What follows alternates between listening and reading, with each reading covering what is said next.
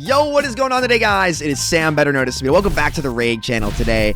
And you guys loved my last video where I talked about the 5 most game-breaking champs in the game, where they're the best at breaking the rules of the game in their specific niche. And I wanted to follow that video up with 5 of the more underrated, newer support champions in Raid, where I have not seen people really talk about these champions because people don't really have them. But geez Louise, like some of them are very, very good. And I'm surprised people haven't picked up on them yet.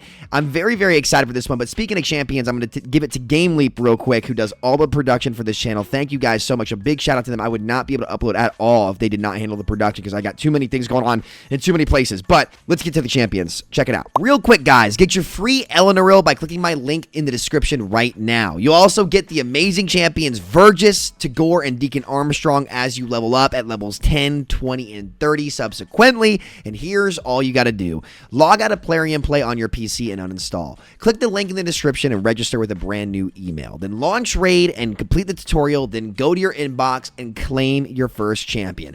Don't miss out on this opportunity. This is one of the best starter codes that you can get. You'll get all 3 of those epics for free, as well as Elenaril, the legendary champion. So click that link down below before it expires and have yourself a good time. All right, I'm going to start out with a champ that I have that has been absolutely amazing for me.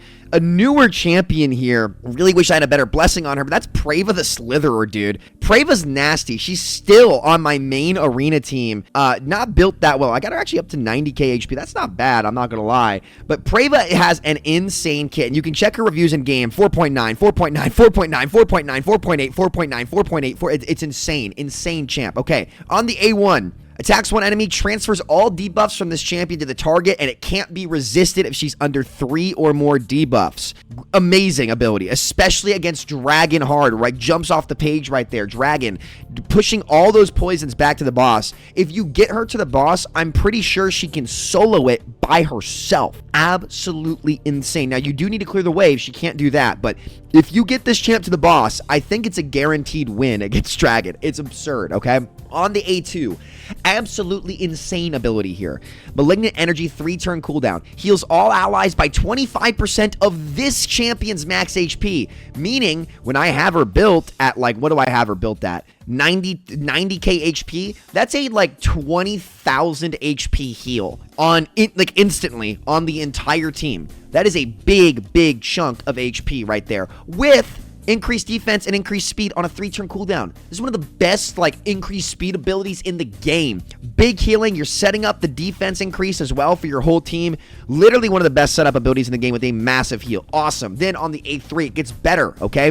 4-turn cooldown. Single target res with 100% HP, 50% turn meter, and a full CD reset. Man, that's a Godseeker and Neri res, man. It is insanely good. So you get debuff transfer, increased speed, increased defense, massive heal on the A2, and now a full CD reset res that's a very generous turn meter with max HP. To top it off, at the start of her turn, she transfers 1 debuff from each of your allies to her. Okay, that is so good. It can't be the CC debuffs like stun, sleep, freeze, provoke, fear, true fear, petrification, and sheep. That won't happen. But decrease attack, weakens, poisons, go down the list, guys. Transfers them to her, and then at the end of her turn, fills the turn meter of all allies by 10% and an additional 2% for each debuff on this champion. So she picks the debuffs off your allies, puts them on herself, and then transfers them to enemies. This is super good against Chimera, right? Things like Chimera, it actually will get you the Chimera trials there. In Arena, it's amazing against lockout champions, block active skill champions, because she transfers the debuffs to herself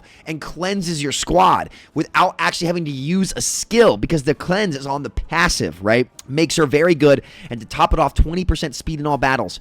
Excellent champion, one of the better supports in the game, in my opinion, and nobody's really talked about her yet. A great affinity here, too, with Force Affinity. So, yeah, man, I think she's very, very good. Number 2 is another champion that I have that was, like, easily, undoubtedly in my mind, one of the most underrated fusions in the game. You're actually seeing him come into some endgame arena now as well with the Arachne Elixir. Dude, changed my account the second I got him. I think he is amazing. Just recently got a 6-star soul on him, and that is going to be Stock the Broken, dude. Stock is absurd, and speaking of Stock, I need to get him back in his banner here, which these both did not roll in my favor. This one has a bit of speed, so we'll throw him in this one. I still need to max out this gear. But stock the broken dude. I've got him in 9-piece Pharaoh right now, but there's a lot of different ways to build this guy. And you can check the reviews in game. I think he's underrated in some of these places. I mean, 4.9 Faction Wars, 4.9 Dragon, 4.8 Spider. He's on my Spider team.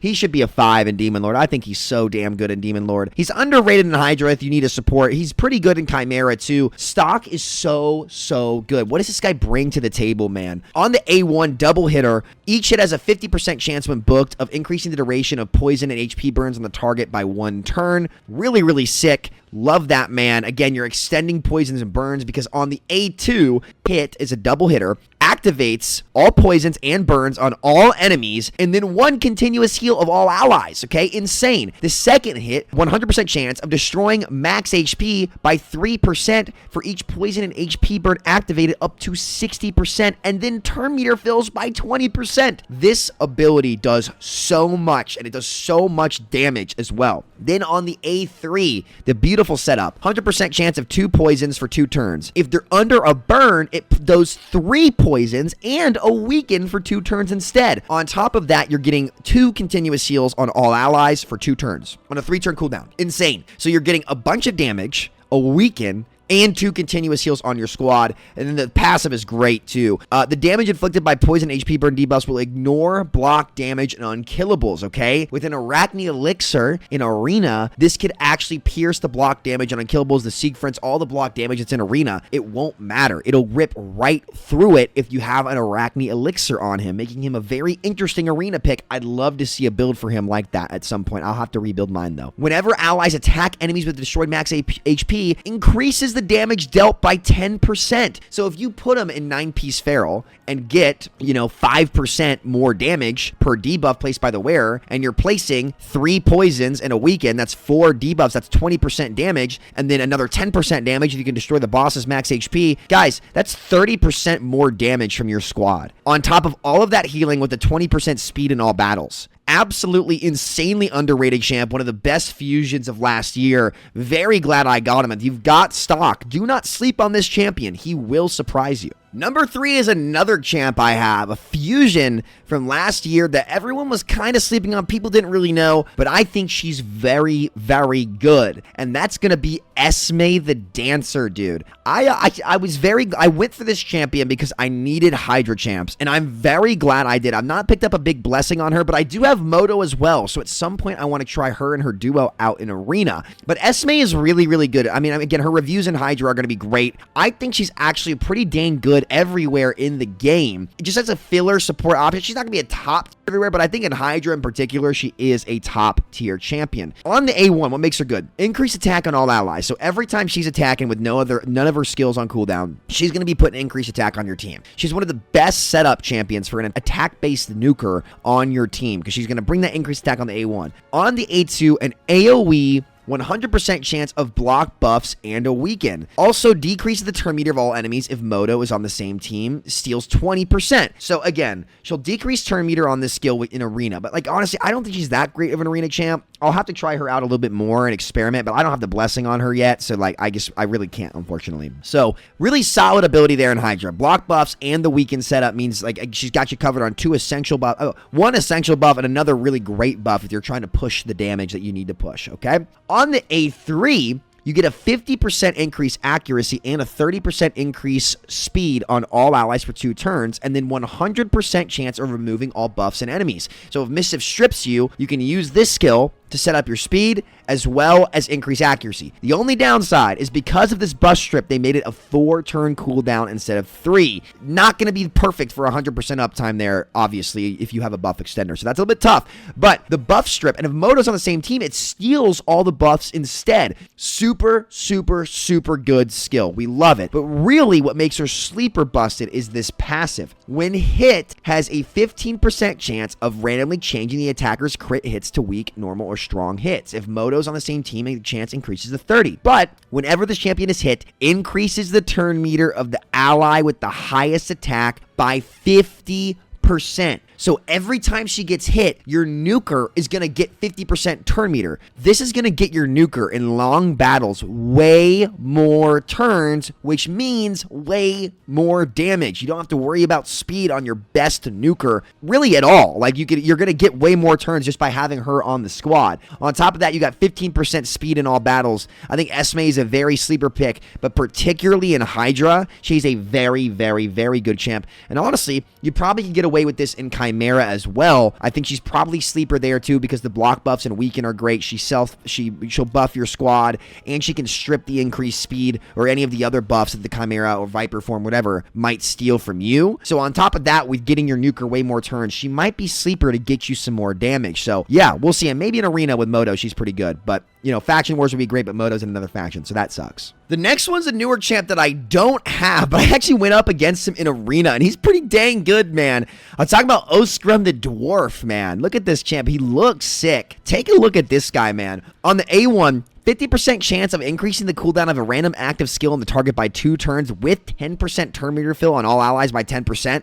Really good. Turn meter fill, cooldown increase. Like, wow. Okay. Awesome in waves. We love that. Okay. On the A2, 100% chance of removing all buffs from all enemies, then decreases the turn meter of all enemies whose turn meter is equal to or lower than 50% by 20%. If it's more than 50%, decreases it to 50% instead. Then a 100% chance of a stun for 1 turn on enemies whose turn meter was reduced to 50%. Insane control ability right there. Nasty, but it gets even better. To death unsurrendered. 4-turn cooldown. Teams up with all allies to attack a single enemy. The allies joining attack use their default skills, but before attacking, he places increase attack and a shatter buff on all allies. It's a 7.5%. So the shatter buff, guys, it's a new buff in the game. Let's take a look at this right here. I believe it allows you to ignore defense here. Let's see. Where is it? Serpent's Will. Boo. Lamest thing they ever had in the game is Serpent's Will. What a terrible, terrible, terrible thing they did. Where is it? Come on, it's here. Increases the champion's ignore defense by 7.5 or 15%.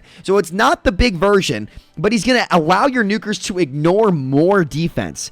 That is an insane skill on an ally attack. It's so good. Then his passive, Dark Whisperings. Allies inflict 20% more damage on enemies under stuns, and whenever an ally is killed, instantly activates the Magics of Ireth skill. Will not put the skill on cooldown, okay? That is the A2, which then crazy.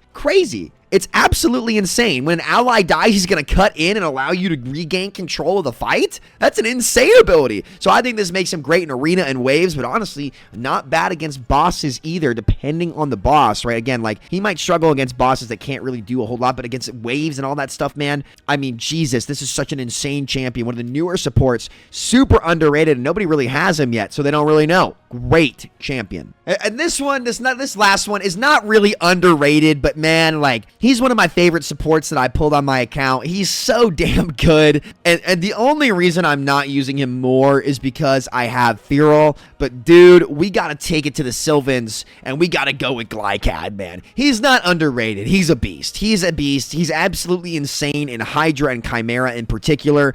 You can use him in other places, but particularly in these 2 places, which are essential in the game, he's just an absolute monster. Let's take a look at this kit, man. Double hitter on the A1, attacks 1 enemy 2 times. Each hit has a 50% chance of placing a freeze when booked for 1 turn. If the target has 50% HP or less, this debuff cannot be resisted. Insane, making him versatile as well for Fire Knight hard, okay? Then on the A2, Meltwater Cloak, 50% increase attack, 100% chance of Veil when booked on all allies, and then turn meter filled by 15%. A great setup ability for your nukers and your Veil champion in Hydra. On top of that, guys, on the A3, Lifestream, 4-turn cooldown here, revives all dead allies with 40% HP and 25% turn meter. Quick note, that's not enough HP and especially turn meter to really turn arena fights, because you're not going to be able to them and have them go before the enemy that just killed them a lot of the time. Like, the timing on that can get tricky, but it is a good res. It's a very solid res. Then places a 50% increased accuracy and a 60% increased defense buff on all allies for 3 turns. These buffs will be placed even if no allies were revived, and if no allies were revived, grants this champion an extra turn. So you don't actually have to revive anyone to use this ability. So you start with the A3, you put increased defense and increased accuracy on your nukers, then you come in with the extra turn and place increased attack and perfect veil on them with turn meter fill. So you put 4 buffs on your squad. set them up to nuke, and then Thawmite passive. Allies under perfect veil placed by this champion deal 10% more damage. If you put this guy in 9-piece protection, he's bringing 30% more damage for your squad, whilst also bringing increased defense and increased accuracy for your nukers so that you can all outbuild them for attack. He lets you get so much damage out of your squad compared to any other support in the game. He's one of my favorite supports that I pulled. The dude looks sick. The Sylvan faction is absolutely busted when it comes to supports, and he is right there with the best of them. So those are the 5 most underrated newer supports that I have. Minus Glycat. He's just a beast, so he had to go in here. Let me know what you guys think. Would you change the list? Am I on the money? I don't know. You guys tell me. Thank you guys so much for watching. I'll catch y'all next time. Hit that sub button if you're new, and I'll see y'all later. Take care. Much love. Peace out.